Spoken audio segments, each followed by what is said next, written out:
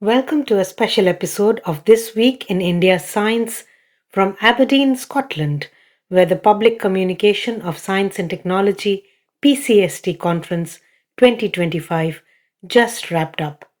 This conference is the largest congregation of science communication professionals from around the world. Among the global crowd of science communicators, a spirited group from India stood out this year.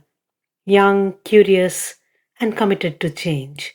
I sat down with some of them to understand what they think of the state of science communication back home, what's changing, what's stuck, and what must happen next.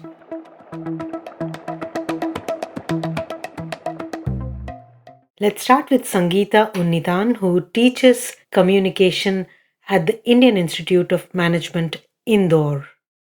I don't feel as a discipline it's still got the recognition it should in India. Still, although we have a lot of institutions focusing in this area, but among the masses, in terms of popularization of science, I think we are still lagging far behind, but there is a lot of potential.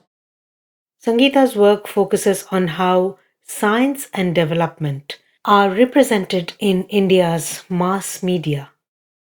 I'm looking into representation of science and technology in the mass media, particularly news media. My objective was to actually look at how science journalism is helping enhance the understanding of development via the media. But I realized through my research that science journalism is tilting more towards entertainment and at times sensationalization than towards development. It's more like what I call pop science. For example, during the COVID, reporters, starting from political reporters to crime reporters to sports reporters, everybody was covering COVID because we don't have that kind of resources. We only have so many science journalists, right? And in fact, many newspapers bureaus don't even have science journalists. Anybody could cover science. So during COVID, we actually saw that somebody was covering the press conference, somebody was speaking to the doctors, somebody was speaking to the health workers. So this is what I say, that we haven't reached that level of maturity where we should be much more serious about science journalism.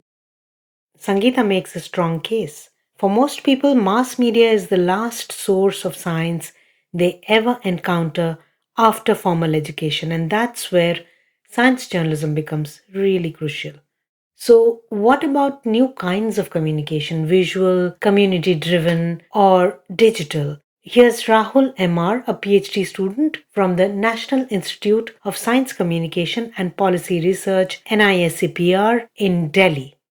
My research interest is on climate communication, how visuals are being communicated, how they are made, how they are interpreted by the audience. When you say it's a climate emergency, mostly it is a global narrative, but climate change is highly local. What I see is often the coastal issues are not told, or the need of the coastal people is not addressed. The images are not localized, the materials are not dynamic in nature.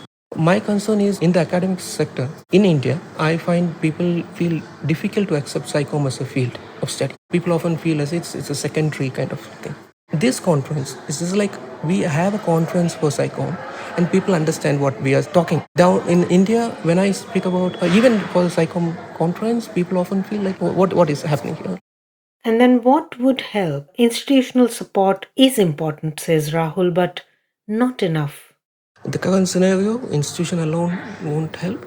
We need an independent, a more inclusive community which understand what psychom is and what is the need of psychom. That is the need actually for an Indian scenario.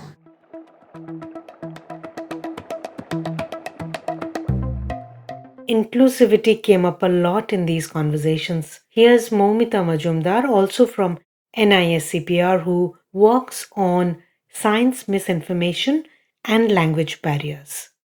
We have 22 scheduled languages and over 19,000 dialects. So how are we going to translate these materials? Not even translate, how are we going to connect it with the context of different parts of India? Digital media is helping in science communication, but it's also helping in spreading misinformation. So misinformation is a very broad term. fake news, disinformation, pseudo news. When something is translated, many of the times gets misinterpreted. Momita also works with India Bioscience and she's excited about the push to fund regional language science outreach and work with grassroots NGOs. We are really focusing on Indian languages, collaborating with NGOs in the grassroots level where we can take life sciences. That's on the process. Of course, one of the biggest challenges for science communicators is dealing with stigma, especially around mental health. Anushka Banerjee and Kadambari Patil from the Center for Brain and Mind at the National Institute of Mental Health and Neurosciences, NIMHANS, Bengaluru, have been working to change this.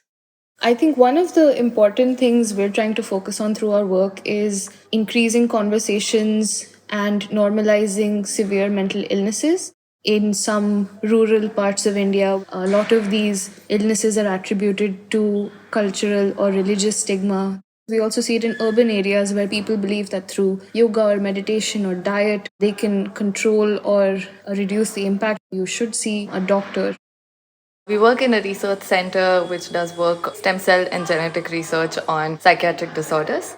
We are the science communicators and we are just trying to bring in mental health awareness and neuroscience research towards the public against the stigma. So, what do science communicators do at NIMHANS? There are some psychom efforts, but we are trying to see if we can get help from the people who have lived experience of these disorders, telling us how we can reach the general public in a better, more sensitive, more involving way. We are trying to build something like that in India, which has not been done a lot.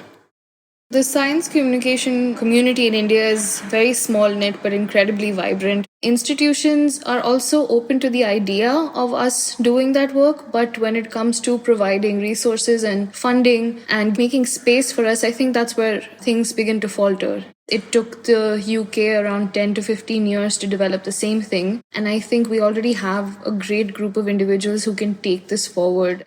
Well, that's for you the sound of a field coming into its own. From climate visuals to mental health outreach, from language equity to folk storytelling, science communication in India is no longer just an add on. It's slowly becoming a movement of sorts. And with more and more young voices rooting for it, I'm quite hopeful. Thanks to everyone who found time to come and speak to me at PCST 2025. From sunny Aberdeen, I'm Shubhra Priyadarshini, and you were listening to a special episode of This Week in India Science on the Nature India podcast.